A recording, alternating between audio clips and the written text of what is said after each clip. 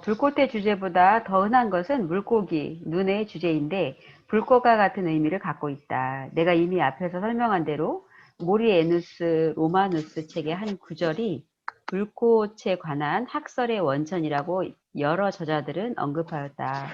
모리에누스의 논문에 실제로 이 구절이 있다. 그러나 그것은 다음과 같이 말하고 있다. 순수한 라톤, 적황색의 열대성 토양, 을 물고기의 눈처럼 빛이 날 때까지 오랫동안 끓인다. 이 문장은 이미 그 이전의 원전에서 이용된 것으로 보인다. 그 후에 저작들의 물고기의 눈이 자주 등장한다. 조지 리플리 경의 서술에서는 그 하나의 변이로서 바다를 바짝 말리면 물고기 눈처럼 빛나는 물질이 남는다는 말이 있고, 이것은 황금과 태양을 분명히 가리키는 말이다. 그러므로 17세기의 한 연금술사가 그의 니콜라스 플람멜 판의 표어로서 차카리아스 4장 10절의 말, 구약성서 스가랴서 같은데 지가리아서 4장 10절, 이 일곱 등자는 천하를 살피는 야훼의 눈이다. 즉 그들 모두는 기쁨을 갖고 세루바벨의 손에 있는 종석을 보게 될 것이다. 이 일곱 개는 지구 전체를 비추는 주의 눈이다. 해와 달이 신의 눈인 것처럼 일곱 개의 눈이란 분명 쉼 없이 모든 곳을 떠돌며 모든 것을 보는 칠성이다. 거인 아르고스의 많은 눈에도 이와 동일한 모티브가 그 바탕에 있을 것이다. 그는 파노테스라는 별명을 갖고 있으며 별이 총총한 하늘을 가리키고 있다. 그는 때로는 눈이 하나, 때로는 4개, 때로는 100개, 심지어 1000개이기도 하다. 그는 잠이 없는 것으로 여겨진다. 헤라 여신은 아르고스 파노프트의 눈을 공작 꼬리에 옮겨 놓았다. 아르고스가 파수꾼인 것처럼 히폴리투스가 아라투스를 인용한 곳에서는 트라코의 별자리 모습도 모든 것을 조망하는 의지라는 의미가 있다. 그는 그곳에서 극의 꼭대기에서 모든 것을 내려다보는 자로 기록되어 있다. 말하자면 모든 것을 보기 때문에 행해지는 그 무엇도 그에게서 감출 수 없다. 극이 결코 가라앉는 일이 없으므로 말하자면 이 용은 잠이 없다. 그는 흔히 하늘에 있는 상처 입은 태양의 행로와 혼합되어 나타난다. 쿠멍은 가끔 황도 12궁과 뱀의 맴돌기를 배열하는 이유라고 말한다. 때때로 뱀은 황도광의 표시를 등에 갖고 있다. 아이슬러가 강조하듯이 시간 상징을 통해서 모든 것을 보는 드라코의 능력은 크로노스에게로 옮겨간다. 소포클레스에게 크로노스는 호판토론 크로노스, 즉 모든 것을 보는 시간을 의미하며 케로니아 전투의 전사자들의 묘비명에서는 파네피스코포스 다이몬, 즉 모든 것을 아는 정령으로 불린다. 오로보로스의 호라폴로에게는 영원성과 우주를 의미한다. 모든 것을 볼 수 있는 자와 시간의 동일성으로 미루어 에체키엘 환영의 수레바퀴 위에 있는 눈이 저절로 설명된다. 그들의 에체키엘 1장 21절, 그들의 수레바퀴 태는 4바퀴 모두 빈 둘로 눈으로 가득 차 있었다. 모든 것을 바라볼 수 있는 배열과 시간과의 동일시는 특히 중요하므로 여기서 언급해야 한다. 그것은 무의식의 원형세계와 시간의 현상과의 관계, 즉 원형적 사건의 동질성을 가리킨다. 이에 관해서는 결론 다음에 요약해서 좀 더 자세히 설명하도록 하겠다. 이그나티우스 폰 요올라가 로이스 곤잘레스에게 구술한 그의 자서전에서 그가 때때로 뱀의 형태로 그에게 나타나는 밝은 형체를 본 것을 우리는 알고 있다. 그것은 환히 빛을 발하는 눈과 같았으나 사실 눈은 아니었다. 먼저 그는 이런 현상의 아름다움에 크게 위로받는 느낌이었으나 나중에는 그것이 악령이었음을 알았다. 이 환영은 대체로 여기에서 다루어진 눈 주제의 모든 관점을 포함하고 있으며 퍼져나가는 광도를 갖고 있는 무의식의 인상 깊은 형상화를 나타낸다. 중세 사람이 그렇게 분명한 심리학적 직관의 측면에서 느껴야만 했던 당혹감을 쉽게 상상할 수 있다.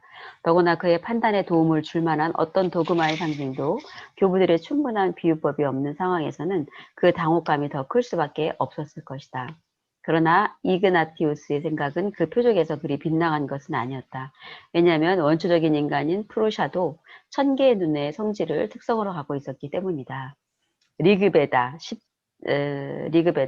10장 90절에 다음과 같은 구절이 있다. 푸르샤는 1000개의 머리, 1000개의 눈, 1000개의 다리를 갖고 있다. 그는 지구를 둘러싸고 있으며 십지 공간에 우뚝 솟아 있다. 히폴리투스에 따르면 아랍인 모노이모스는 원초적 인간, 안트로포스는 유일한 단자이며 짜맞출 수도 나눌 수도 없지만 그러나 동시에 짜맞춰지고 나누어질 수 있다고 가르쳤다고 한다. 이 단자는 아이, 소점이며 가장 작은 단위인데 이것은 쿤드라트의 불꽃에 해당되는 것으로 많은 얼굴과 많은 눈을 갖고 있다. 모노이스모스는 이 경우에 주로 요한복음 서문에 근거를 두고 있다. 그의 원초적 인간은 푸르샤와 마찬가지로 우주다. 그러한 환영은 무의식 상태를 파악하는 내향적 직관인 동시에 기독교적 중심관념의 수용이라 이해할 수 있을 것이다. 물론 그 주제는 현대인의 꿈이나 환상에서도 같은 의미를 갖고 나타난다. 예를 들면 별이 총총한 하늘이나 어두운 물에 비친 별, 검은 땅에 뿌려진 황금의 덩어리로 또는 황금모래, 밤의 호수축제, 즉 어두운 물 표면 위에 있는 종이 초롱, 지구나 바다의 깊숙한 곳에 있는 단 한 개의 눈 또는 빛의 공에 관한 초감각적 환영 등으로 나타난다. 예로부터 의식은 빛의 현상에서 얻은 표현의 특성을 가지고 있었으므로 내 생각으로는 다중성의 광도가 조그마한 의식 현상에 해당된다는 가정은 생각하지 못할 바가 아니다. 광도가 단자적으로 나타나면, 즉 예를 들어 하나의 별이나 태양 또는 눈으로 나타나면 그것은 곧잘 만다라 형태를 가지며 따라서 자기로 해석할 수 있다. 그러나 이것은 이중의 마음이 아니다. 왜냐하면 자기의 경우에는 인격의 해리가 증명되지 않기 때문이다. 반대로 자기의 상징은 융합하는 의미를 갖는다.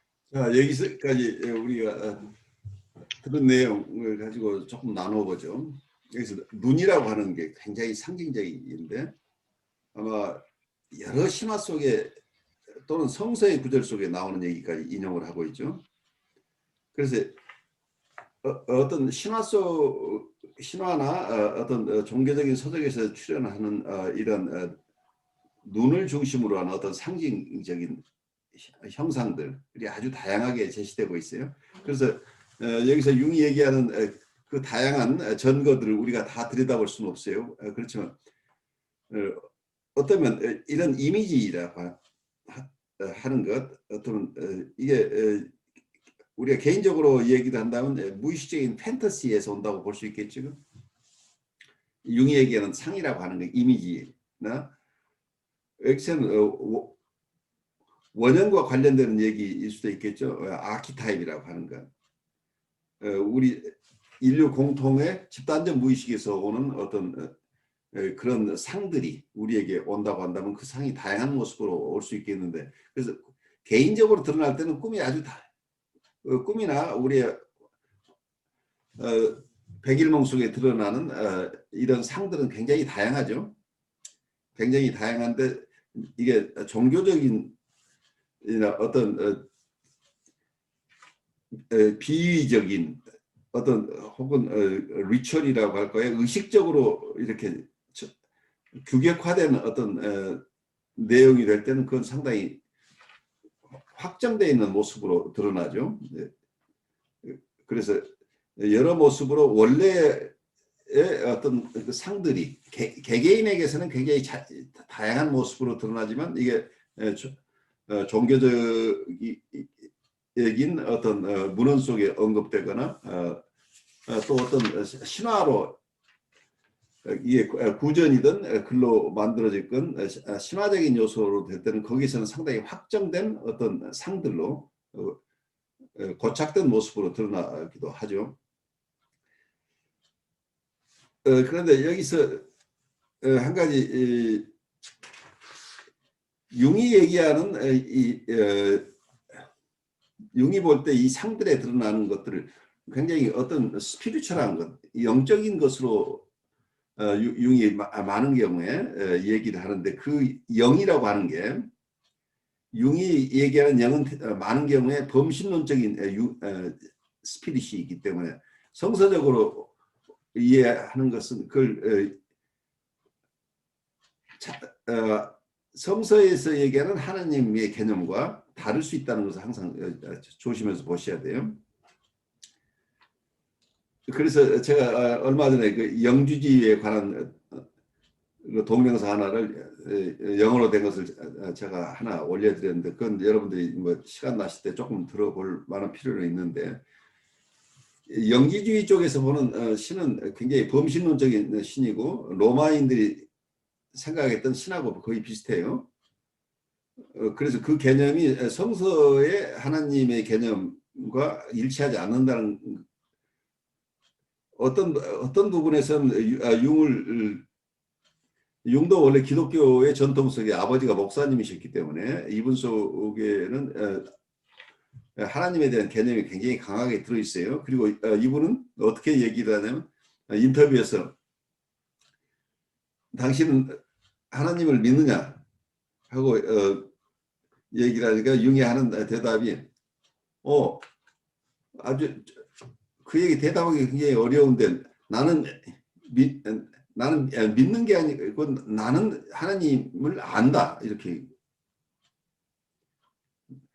그래서 내가 일부러 믿는 게 아니고 나는 하나님이 존재를 알고 그분이 어떤 분인지 알고 있다 이렇게 대답을 해요. 그래서 이분이 자기가 크리스찬이 아니라고 선포한 적은 없어요. 그런데 이분의 그게 굉장히 스피리추얼한 분인데 그 스피리추얼리티 속에는 굉장히 다양한 스피리추얼한 얘기들이 있기 때문에 그걸 굉장히 세심하게 가려서 들어야 된다는 얘기죠. 그래서 보통 우리가 스피릿이라고 할 때, 영이라고 할 때 사실은 일반 사람들도 영을 꼭 하나님의 개념으로만 쓰지 않죠. 중세식으로 이거 성령과 악령이라고 하는 거가 다 스피릿이라고 표현된다는 얘기예요.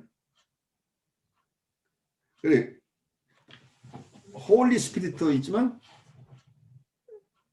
그 성령도 있지만 악령도 있다. 배드 스피릿도 있다는 개념이 중세의 크리스찬 문헌에서도 계속 나오는 얘기예요. 그래서 악령이라는 개념, 그래서 스피릿이 꼭 하나님이나 성령을 뜻하는 것이 아닌 경우도 있다고 하는. 그래서 사실은 제가 미국에 있는 플랜트빌 연구소에서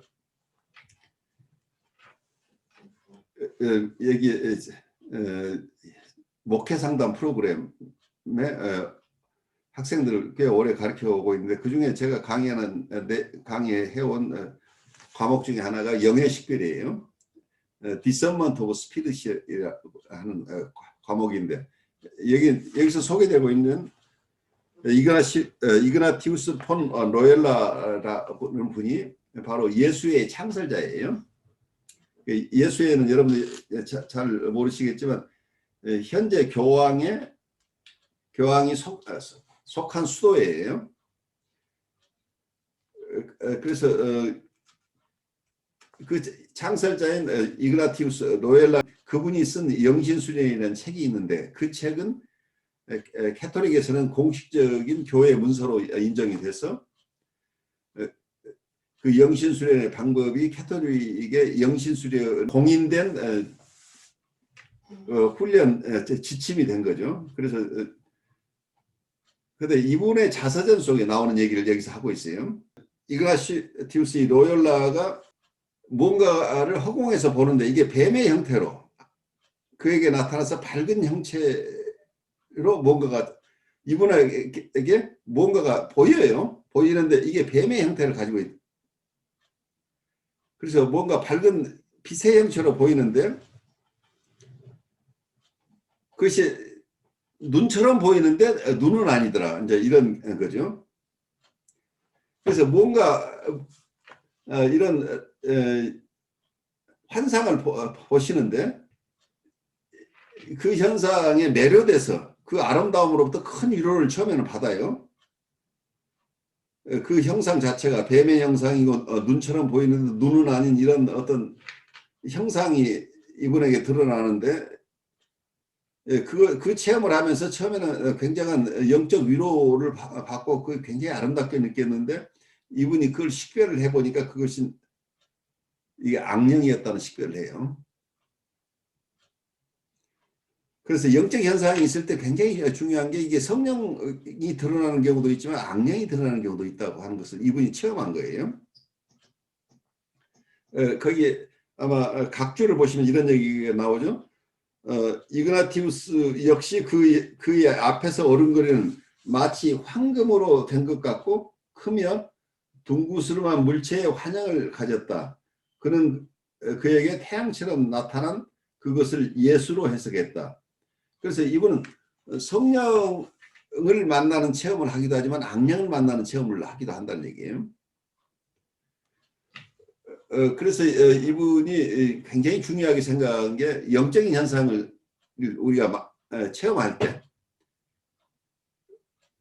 이게 성령으로부터 오는 것인지 악령으로부터 오는 것을 구별하는 것은 굉장히 중요하다고 봐요. 이 영의 식별은 규칙이 두 가지가 있는데 아주 초보자들이 알아야 될 규칙이 있고 영적으로 아주 진보한 분들이 알아야 될 규칙 이렇게 해서 두 가지 규칙을 가지고 있는데 마치 딱딱하게 무슨 법조문처럼 만들어 놨어요. 그런데 거기는 아주 재미있는 아주 심플하게 이렇게 쭉 얘기를 해놨는 보통 그걸 가지고 한 학기 강의를 제안을 했어요. 이렇게 영의 식별에 그 1권, 2권 뭐 이렇게 해서 영의 식별을 강의를 하는데 그중에 굉장히 중요한 게 우리에게 아주 좋은 생각이 꼭 이게 영적인 이미지나 환상, 환영 혹은 그걸 환상이라고 느끼지 않고 실제 어떤 대상을 만나는 체험을 하게 되는데 이게 꿈이 아니고 꿈이 아닌 상황에서도 그런 현상을 만날 수 있어요. 그리고 영적인 존재를 만나는 체험을 하는데 또 하나는 우리가 어떤 좋은 생각을 가지게 되죠. 굉장히 성스러운 생각을 하게 돼요. 그래서 좋은 계획도 있고 근데 이런 우리의 생각이나 어떤 이미지나 이런 것, 그 어떤 꼭 이미지만 이게 아니고 그 어떤 형상뿐만이 아니고 우리 어떤 이미지도 마찬가지예요. 어떤 우리 생각, 아주 호울리한 생각이 떠올라오는 경우도 있는데 이거 자체가 성령으로부터 올 수도 있고 악령으로 올 수도 있다는 그 내용만 봐가지고 식별이 안 된다는 얘기예요. 그래서 여러 식별 방법이 있는데 그 중에 하나가 성령으로부터 오는 것은 처음과 중간과 끝까지 같은 내용이 지속되는데 악령으로부터 오는 것은 처음에는 광명의 천사로 처음 시작이 되는데 그게 나중에는 집안을 분탕질 치고 나중에는 다 다른 모습으로 모든 것을 다 파괴하고 떠날 때야 겨우 그게 악령이라는 걸 알게 되는 경우도 있다는 얘기예요. 그래서 아주 좋은 생각이지만 이걸 잘 식별하지 못하면 악령에 의해서 우리가 유혹을 받을 가능성도 충분히 있다는 얘기예요. 예수님도 유혹을 받은 특히 세 가지 그 유혹 아주 강렬한 유혹을 받은 게 성경에 나오죠. 그만큼 영의 현상에서는 우리가 어떤 영적인 현상을 체험한다고 해서 그걸 바로 믿어버린다는 건 굉장히 위험하다. 그래서 아주 건강한 사람들이 아니면 영적인 현상을 바로 그의 성령의 활동이라고 믿는 것 자체가 굉장히 위험하다. 그래서 사이카틱한 사람들 속에서 드러나는 게 여기서 어떤 이나쇼의 이 영의 식별이라는 개념은 우리가 현대 정신분석에서 굉장히 깊이 받아들여야 될 부분이기도 하죠. 우리가 사이카틱한 사람들을 만나게 되면 사이카틱한 사람들 속에서는 여러 가지 이분들의 형상을 체험하기도 하고 그리고 여러 가지 기괴한 생각들을 하죠. 그리고 이분들이 자기에 대한 인식 자체가 자기가 예수라고 하는 분도 있죠. 자기를 구원자 환상을 가진 분들도 있고 그래서 이분들이 굉장히 호리한 생각을 하고 있는 분들도 얼마든지 있죠. 그리고 자기의 주관적으로는 굉장히 세상을 위해서 자기가 큰 일을 하고 있고 자기가 이렇게 하지 않으면 세상이 구원받지 못한다고 느끼는 사람도 있겠죠. 그런 신념을 가지고 있는 사람도 있는데 이게 건강한 사람들이 가지는 신앙체험이라고 할 수 없는 부분이 있다는. 그러니까 여러분 신앙체험이라고 하는 것 중에 섞여 있는 것 중에 정말 성령을 체험한 경우도 있지만 악령의 유혹에 시달리는 경우도 있다고 합니다. 그래서 이게 어떤 딜루저널한 어떤 경험들 거기서 벗어나지 못하면 사람들이 굉장히 힘들어지죠. 예, 그래서 여기서는 우리 인류가 여기서는 어떤 면에서는 이런 환영 여러 가지 이미지, 여러 가지 생각이라고 하는 것, 여기서 나오는 어떤 물고기의 눈이라고 하는 것, 어떤 이런 여러 가지 이미지들이 나오는데 여기서는 우리 안에 있는 무의식으로부터 출현하는 것이 어쩌면 외부로 우주로 어떤 대상으로 이렇게 프로젝션 되는 것이다 라고 하는 게 융의 어떤 이해예요. 그래서 우리의 무의식이 결국 외부로 투사돼서, 그래서 우리의 별에 대해서도 우리가 어떤 성자가 많은 미닝을 가지고 있는 이런 성자에 대한 얘기들 점성술에서 많이 하고 있죠. 이 점성술의 얘기들도 어쩌면 우리 무의식의 세계를 우리가 외부로 투사한 것이 가능성이 있다. 근데 이게 집단적으로 어떤 하나의 사회 문화 속에서 많은 사람이 같은 투사를 하게 되면 그거 자체가 하나의 점성술 이론이 될 수도 있지 않겠느냐, 이런 얘기를 해요.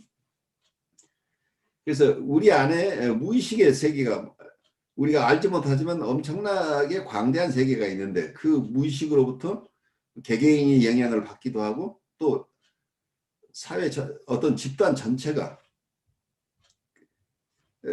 같은 무의식으로부터 오는 다양한 형태의 영향을 받을 수 있다. 그리고 외부로 드러나는 게 신화나 민담이나 여러 방식으로 드러나기도 한다. 그리고 어떤 종교 서적에 나오는 어떤 일화로 드러나기도 하는데 거기에서는 정말 우리가 리스펙트 해야 될 우리에게 도움이 되는 영적인 현상도 있지만 경우에 따라서는 우리의 정신건강을 해치는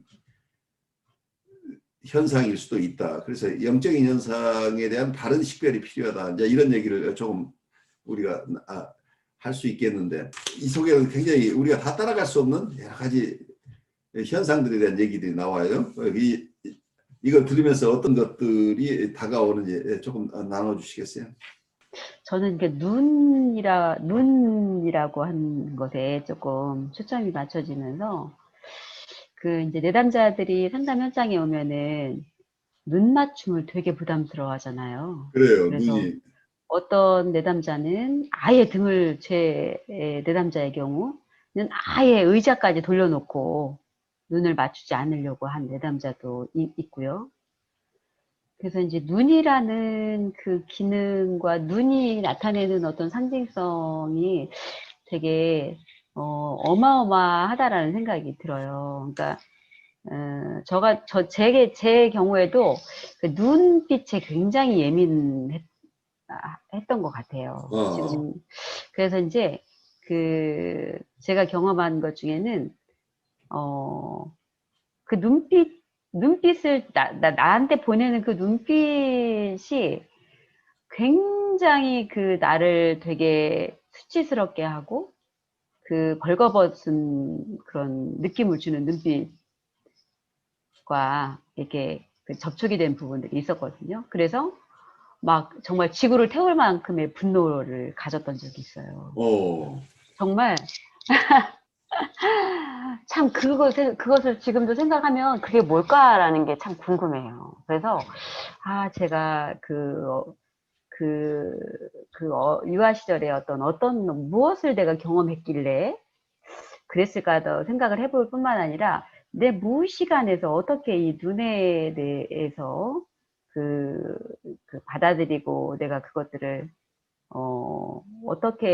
어떻게 그걸 흡수되었길래 그렇게 내가 반응을 할까. 그래서 그런 것도 좀 궁금하고, 하여튼 저는 이제 여기서 불빛, 이제 여러 가지 이제 이야기를 했는데, 눈이 주는 어떤 의미들은 정말 너무나 아주 광대하고, 의미들이 되게 크다라는 생각이 들어요. 그게 어떻게 보면은 무의식에서, 무의식적인 세계에서 어떻게 나온 거일 수도 있다라는 생각도 들면서, 그런 생각이 좀 잠시 스쳤어요.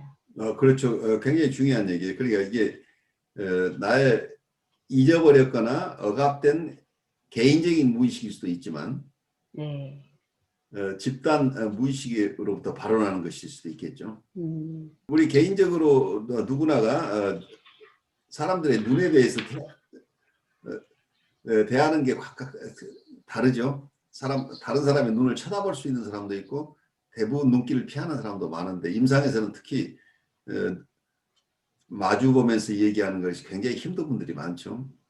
지구를 태울 만한 분노라는 그 표현이 되게 신선하다. 그러면서 그게 어떤 눈빛이었을까 지금 생각하고 있었어요.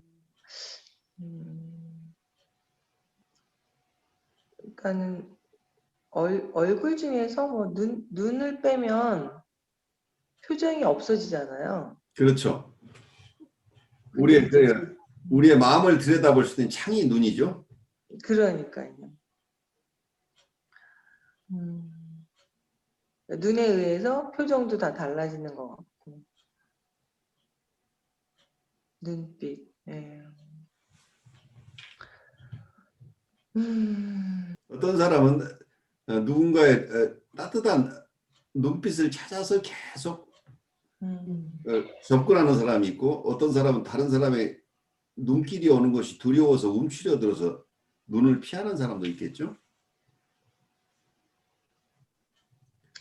그때 이제 눈빛 그러니까 시선. 네. 그 시선, 그러니까 나를 바라봐 주는 그 시선의 그 느낌 때문에. 근데 제가 그 심쿵할 때가 있는 거예요. 그게 언제냐면 누군가 나랑 이렇게 눈이 마주쳤거나 나를 바라보면서 이렇게 웃어줄 때, 그럴 때 굉장히 뭐라 그래야 되지? 심쿵? 그러니까 행복해지고 뭔가. 근데 그게 아마 그 어렸을 때 그 부모가 나를 바라보던 어떤 그 시선, 사랑스럽게 나를 바라보는 그 시선과 이렇게 일치되는 부분에서 아마 그게 무의식적으로 제가 이렇게 굉장히 기뻐지는 그런 느낌인가 봐요. 근데 그거를 보통 때는 갖기 어렵잖아요. 사람이 쉽지 나를 않죠. 바라보고. 근데 그리고 가장 또 오래 상대하는 게 이렇게 남편이 있고 이렇게 가족들인데 자식도 그렇고. 근데 나를 바라보고 이렇게 웃어주면 저는 되게 그게 행복해지고 심쿵해지는 것 같아요. 근데 별로 그런 일이 많지 않아요. 그럴 때 아마 제가 그 존재감을 못 느끼는 것 같아요. 그래서 굉장히 중요하죠. 어린 시절에는 아이는 세상을 배우는 게 어머니의 눈을 통해서 세상을 배우고 어쩌면 셀프가 형성되는 것은 어머니의 미러인 기능에 의해서 셀프가 형성된다고 보는 거죠. 아이는 네. 처음에는 어떤 학자들은 아이는 처음에 셀프가 없다고 보는 거예요. 이런저런 네네. 경험을 네. 하지만 자기 스스로 자기라는 개념이 없는 시절에는 엄마의 눈길을 통해서 자기 엄마에게 비치는 자기 모습이 자기라는. 그래서 엄마가 자기를 어떻게 수용해주고 어떻게 따뜻하게 바라봐주는가는 아이의 인격 형성에 아주 결정적인 영향을 미칠 수 있을 것이다 라고 얘기할 수 있겠죠. 그러니까 제가 이렇게 계속 무의식에 대해서 이렇게 생각할 때 항상 이렇게 좀 저의 그 부분에 그 가장 많이 이렇게 제가 사람들하고 얘기할 때나 제가 느낄 때 이렇게 경험되어지는 거는, 그러니까 제가 아빠가 3살 때 돌아가셨잖아요. 예. 근데 그 엄마가 이제 예전에 항상 네가 복이 없어서 아빠가 일찍 돌아가셨다.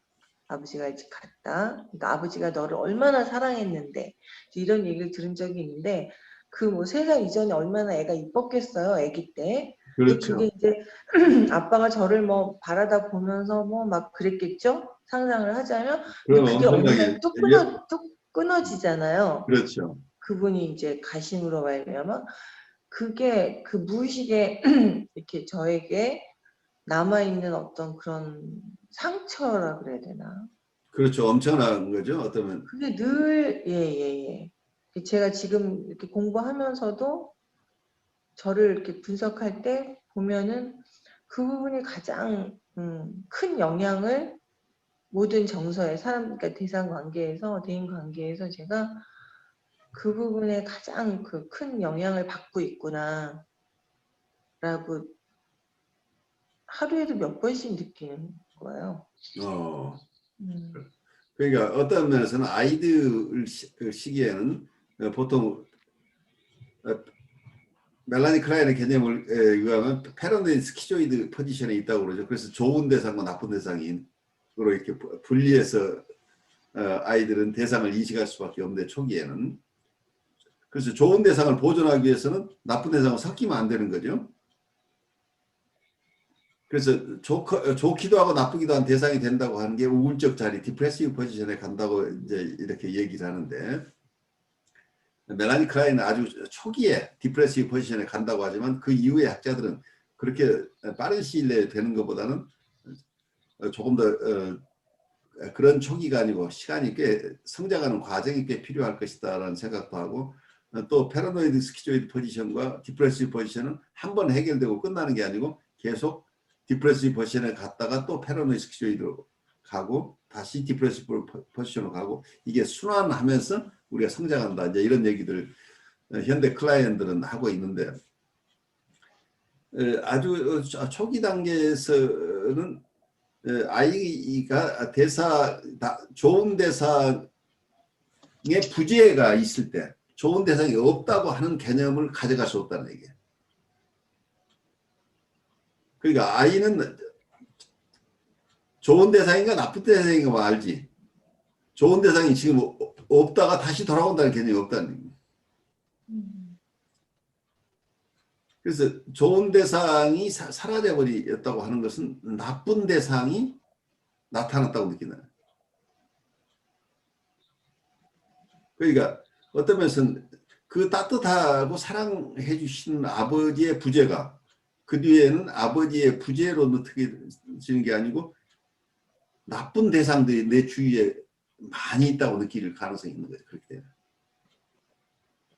그래서 내 주위에는 계속해서 나를 보호해주고 사랑해주는 대상이 아니라 그 대상이 지금 없어서 돌아올 것이라는 이런 익스펙테이션보다는 나쁜 대상들 때문에 내가 겁이 난다는 쪽으로, 그래서 내가 항상 조마조마하고 불안하고 겁이 날 가능성이 있게 되는 거죠. 어떤 약간 대상을 파라노이아적으로 되는 것 같아요. 네? 파라노이아적으로 되는 것 같아요. 패러노이아가 되는 거죠. 그래서 아이들에게서는 아주 초기에는 엄마가 입원한다고 해서 며칠 병원에 가 있다고 한다면 아이의 개념 속에는 엄마는 죽어버린 거라는 얘기예요. 좋은 대상이 다시 없어져 버려서 아이들이, 그래서 부모들이 옛날에는 직장 때문에 그렇고 또 할머니 할아버지가 애들 키우고 싶어하고 그러니까 효도하는 의미에서도 그렇게 하는 경우도 있고, 그래서 할머니 할아버지에게 맡기고 뭐 한 달 후에 두 달 후에 엄마 아빠가 나타났을 때 아이들의 반응이 어떨 것인가. 아이는 새로운 사람을 만나는 것이 가능성이. 아주 초기에는 아이는 내가 지금까지 가까이 있던 대상이 사라졌다가 돌아온다는 개념이 아니라 일정 시간이 지나면 그건 없어진 존재가 되어버리는. 그래서 아주 초기에 아이들을 어른들이 생각하기에는 잠깐 떼어놓는다고 하지만 아이들은 그것은 대상의 죽음으로 경험될 가능성이 있는 거죠. 그리고 좋은 대상의 부재라는 것이, 그러니까 영원히 부재가 되어버리는 거죠. 부재, 앱센스라고 하는 것은 잠깐 있다가 돌아온다는 개념인데, 그런 경험, 돌아올 가능성까지도 이렇게 가지고 있는 건데 완전히 사라져버리는 이런 상황이니까. 그래서 아이들 양육 과정에서 아이가 감내할 수 있는 그 떨어짐의 시간들이, 아이들이 성장해 가면서 이게 며칠 떨어져도 괜찮고 나중에는 한 달씩 떨어져도 괜찮을, 이게 자기의 셀프가 응집력이 생기거나 뭐 다른 쪽에 이고 사이카리스트 얘기를 하면 이고의 스트렝스가 생겨나면은 그때는 조금씩 떨어지는 기간을 감내할 수가 있는데 초기 단계에서는 이걸 감내하기 굉장히 어렵다는 얘기죠. 그러니까 그게 그 아버지가 돌아가신 그 시점의 3살의 그 어떤 그것이 그 정서가 전혀 전제 기억 속에는 없잖아요. 그렇죠. 인식에도 그 없고. 시기에는 없는 거죠. 초기에 겪었던 세퍼레이션 앵사이티 있잖아요. 그러니까 아이가 혼자 어떤 보호하는 대상으로부터 떨어져 나온다는 것은 죽음이잖아요. 우리 사람의 아이는 한 3살까지는 자기 혼자 살아낼 능력이 없기 때문에 보호자를 잃는다는 것은 죽음과 같기 때문에 이 세퍼레이션 앵사이티라는 건 결국은 fear of death잖아요. 죽음에 대한 두려움이죠. 그래서 죽을 것 같은 두려움이 실제로 생생한 정서일 가능성이 유아 시절에 느꼈을 생생한 정서이기도 하죠.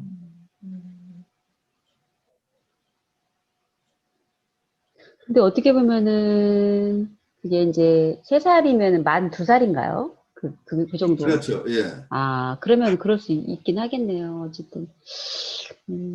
그러니까 보통 우리가 인격의 형성이 만 3세, 36개월 정도 돼야 분리개별화가 완성된다고 그러죠. 그래서 그 버려짐에 대한 게 확 그냥 이제 어른이 돼서 제가 지금 인식할 수 있는 어른이 되어서 그게 재현되는데 이게 그거랑 이렇게 딱 이렇게 맞닿아 있는 부분이 제가 인식이 되더라고요. 정신분석 공부를 했으니까 안 했다면 아마 몰랐을 것 같고 굉장히 더 힘들었겠죠. 굉장히 힘들었겠죠. 그 어웨어니스가 없으면 정말 거기서 헤어나기 어려워지요. 네네. 거의 뭐 자살 수준으로 갈 것 같아요, 그냥. 그 위험성이 있는 거죠. 그걸 견디지 못하니까. 그러니까 내가 유아가 그 무서운 정서, 두려운 정서를 견디지 못하면 어떤 행동화가 일어날 가능성이 있잖아요. 두려움 때문에. 이렇게도 혹시 볼 수 있을까요? 그러니까 이제 아버님이 이제 돌아가시면서 어머님이 또 그 감당해야 되는 그 어머님이 또 부담 갖고 또 그 아파하고 감당해야 되는 슬픔 이제 이런 것들이 같이 있으면서 그 어린 아기에 대해서 또 오롯이 또 집중하지 못하는 것도 같이 오지 오죠. 않았을까 그런 그러니까 안전하게 이제 애기한테 집중할 수 있는 여력이 없으시니까 어머님 자체도 그렇죠. 많이 흔들리고 어머님 자체도 굉장히 불안했을 것이고 아팠을 것이고 정서적으로 그러니까 이제 선생님을 오롯이 이렇게 정말 안전할 만큼 해주실 수 있는 여유나 그런 능력이 안 되시잖아요, 상황상. 맞아요. 그렇기 네. 때문에 같이 그러니까 아버지가 훌렁 떠난 거 외에 더 우리가 더 생각해 봐야 되는 거는 또 같이 왔을 거라는 생각이 좀 문득 들었어요. 아주 중요한 통찰이죠. 그러니까 어머니 스스로가 세퍼레이션 앵사이티 때문에 굉장히 고생하고 있을 거 아니에요. 그 당시에는. 어린아이로서의 경험을 하지만 어머니는 어머니로서 또 어머니의 페인풀한 어떤 과거하고 연결되는 어떤 것일 수도 있겠고 그건 알 수 없지만 어쨌든 그런 과거와 연관이 없더라고 할지라도 남편을 여인다고 하는 것은 굉장한 트라우마. 이거는 어마어마한 트라우마고 어마어마한 트라우마이기 때문에 아픔이시잖아요. 그래서 실제 세퍼레이션이 일어난 거니까 엄청난 트라우마가 있는데 그 트라우마 속에 있게 되면 어머니 입장도 자기를 보호해 모든 관심이 자기한테로 갈 수밖에 없는 상황이잖아요. 그러니까 아이를 돌볼 만한 정서적인 여력이 없는 거죠. 그러니까 나는 하나의 대상을 잃은 게 아니고 어머니와 아버지를 정서적으로 둘 다 잃어버리는 체험을 하시는 거죠. 그렇죠.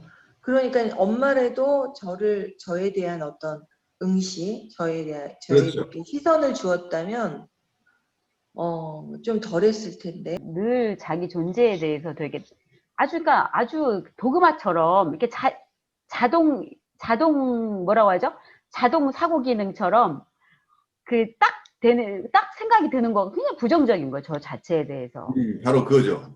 예. 그러니까 뭐 사람들마다 그렇지 않은 사람들도 많잖아요. 근데 맞죠. 예, 이게 완전히 자동적 사고처럼 나의 존재에 대해 굉장히 부정적으로 생각하고, 그리고 그 눈의 그 타인의 눈에 대해서 굉장히 민감하더라고요, 제가. 바로 그러니까 타인의 눈, 다른 사람들이 나를 어떻게 볼까가 굉장히 되게 예민했어요. 그래가지고, 그래서 그런 것에서 그 존재를 부정당하는 그런 눈빛을 보면 이게 확 친구를 태울 만한 분노감이 그렇죠. 확 일어나지 않았나 이런 생각이 드는 거예요. 그러니까 그 공격성이라는 게 그 분노감이라는 거가 엄청났던 것 같아요. 근데 그게 뭐에서 오는 거냐면은 그러니까 수치감은 존재하고 연결이 되잖아요. 그렇죠. 바로. 죄책감은 이제 doing하고 acting하고 연결이 되지만 수치감은 존재하고 연결이 되잖아요. 그래서 내가 굉장히 그 존재에 대해서 부정당하나? 그런 생각이 들었던 것 같아요. 그러니까 훨씬 더 원초적인 감정이죠. 길티 네. 필이라고 하는 것은 내가 잘했느냐 못했느냐죠. 그럼 내 네. 인격은 있잖아요. 그러니까 잘했느냐 못했느냐가 아니라 음. 너의 어떤 존재. 맞아. 네, 존재.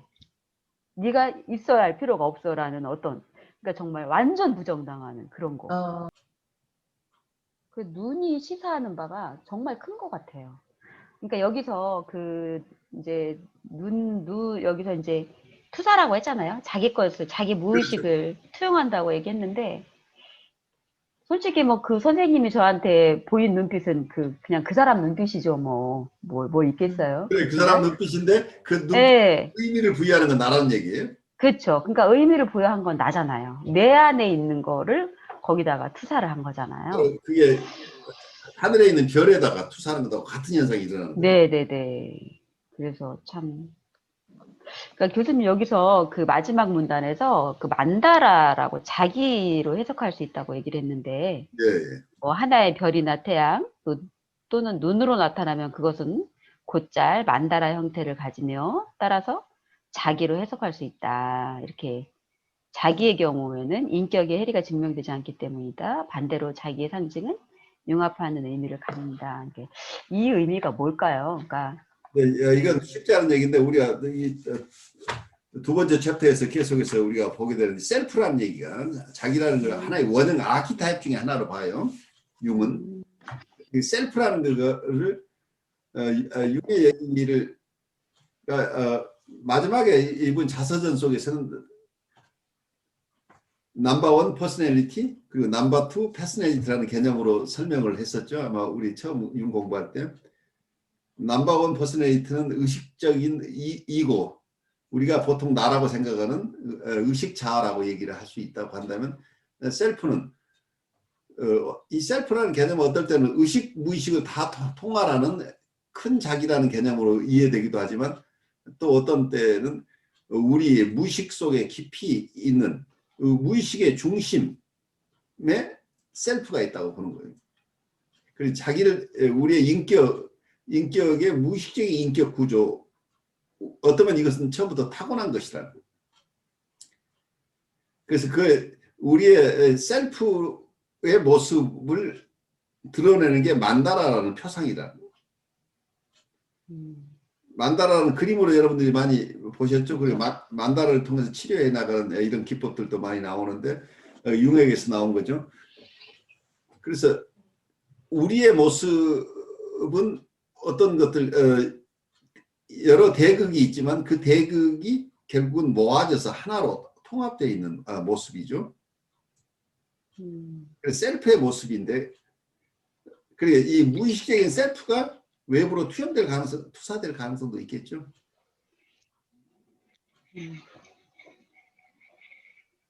그래서 이론상으로 이야기가 쉽진 않은데 여기서 하나의 별이나 태양 또는 눈으로 나타나는 것은 곧잘 만다라의 형태를 만다라의 형태로 나타나는 것은 자기의 표현, 자기 내부에 있는 셀프의 표현일 가능성이 있다고 보는 거죠.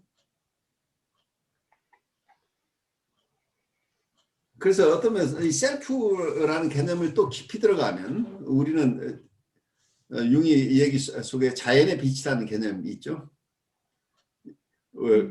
처음에 우리는 만물에 자연의 빛이 있어서 그것이 하나의 의식이 되고 그것이 우리 안에 있는 스피릿이다. 이제 이런 조금 범신론적인 개념이 들어가 있죠. 그래서 애니미즘 정령주의적으로 모든 사물에 어떤 스피릿이 있다, 영이 있다, 이제 이런 개념하고 설명이 될 수도 있는데 또 이걸 순수하게 크리스천 티올로지 쪽에서 봐서 성령이라는 개념으로 이렇게 또 융의 개념을 축소해서 이렇게 이해하는 분도 얼마든지 있겠죠. 그래서 융의 이론은 굉장히 일반 이론이죠. 이 영에 대한. 그래서 어쩌면 샤머니즘에서 얘기하는 영까지를 포함한 전반적인 영에 대한 얘기를 하고 있어요. 굉장히 융을 이해하기 어려운 게 이 원형 속에 여기는 애니마, 애니무스, 섀도우 이런 것도 원형이지만 셀프도 원형 중에 하나입니다. 그런데 또 거기에서 어떤 신성이라고 하는 개념, 스피릿이라고 하는 개념을 그럼 이 영과 나의 셀프와 스피릿은 별개인가? 스피릿이 나인가? 하는 이런 복합적인 얘기이기 때문에 이걸 통합해서 설명해내기는 무척 힘들어요. 그래서 우리의 무의식의 세계를 잘 설명해내려고 하는 융의 우리를 다 설득시킬 수는 없어요. 그렇지만 이번에 그 다양한 접근 방법이 우리에게 무의식을 대하는 어떤 문을 열어준다고 생각이 돼요. 꼭 융 방식으로 이해하지 않더라도 우리 안에 있는 아주 미묘하고 어떨 때는 굉장히 강렬한 마음의 움직임들을 이해하는데 융의 접근 방법이 큰 도움이 되지 않을까 싶어요. 그 눈이라는 거가 굉장히 감시하는 눈, 누군가가 그렇죠. 나를, 예. 누군가가 나를 감시하는 눈. 그래서 저는 신앙생활 하면서도 그 하나님이 너무 무서웠어요. 바로 그게 연결이 되는 거예요. 예. 하나님이 너무 무섭고, 그래서, 그러니까 이게 또, 막 하나님이 나를 꿰뚫어 보는 것 같고. 예. 하느님의 이미지는 하느님의 God's 이미지 혹은 God representation이다. 하느님의 표상인. 네. 그것은 내 것이라는 얘기예요. 내 경험 속에서 만들어낸 것. 우리가 구별해야 될 건 이 표상 자체가 하느님이 아니라는 거죠. 그래서 실제는 내가 생각하지 못하는 그 하느님을 만나야 된다는 이런 개념으로 가죠. 나는 많은 사람들이 자기가 만들어낸 이미지, 표상을 하나님으로 착각하고 바로 믿지 않을까요? 근데 그 지점을 넘어가는데 신학자들도 굉장히 어려운 거예요. 예. 그 지점을 넘어서는 이론들이 요즘은 어떤 하느님을 이해하는 어떤 심리적인이나 정신분석 쪽에서는 많이 사용되는 이런 개념들이에요. 그래서 자기의 이미지만 가지고 하느님을 판단하면 어떤 사람은 하느님은 굉장히 무서운 하느님이고 어떤 사람은 내가 뭘 해도 다 관대하게 인정해주는 하느님인데 어쩌면 하느님은 내가 생각하는 그런 한 에스펙트만을 가진 하느님이 아닐 것이다 라고 생각할 수 있겠죠. 그래서 어쩌면 우리 아이적에 어머니가 무서운 어머니와 그냥 모든 사랑을 퍼부어준 어머니를 이렇게 쪼개놓은 것처럼 이게 파트 아버지들하고 볼 수 있겠죠. 부분 대상이라고 얘기할 수 있겠죠.